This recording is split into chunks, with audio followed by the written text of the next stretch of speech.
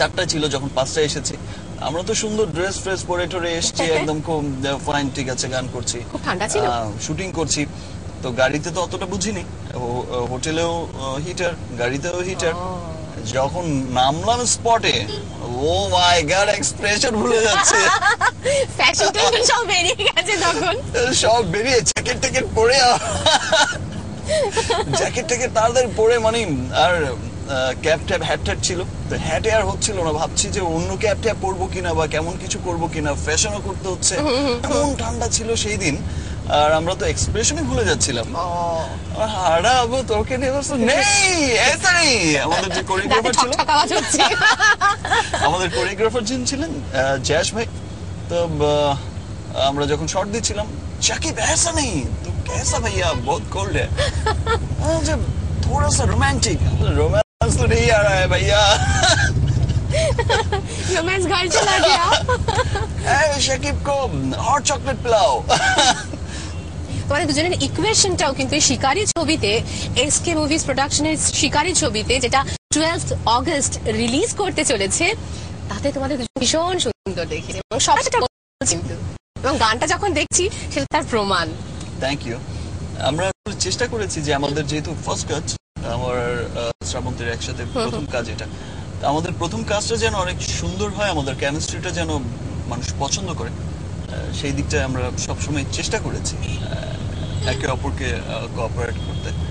আর শিকারী is story wise is এত চমৎকার একটা স্টোরি, যেটা আসলে বাংলার মানুষের হৃদয় দিয়ে, বাঙালিদের হৃদয় ছুঁয়ে যাবে, এত চমৎকার একটা স্টোরি। একটা অনেকদিন পর আমি একবারকে বলতে পারি, যদি সাসপেন্সটা রেখেই ছোট্ট করে গল্পের একটা যদি আমাদের দর্শককে বলে দাও। আমি গল্পের লাইন আমি একটি কথা বলতে পারি শিকারীর, সেটা হচ্ছে শিকারী ছবি যে দেখবে সে মাস্ট ফিল করবে ছবি দেখার পর যে অনেকদিন পর একটি চমৎকার বাংলা সিনেমা দেখলাম, যেটা আমার হৃদয়কে ছুঁয়ে গেছে।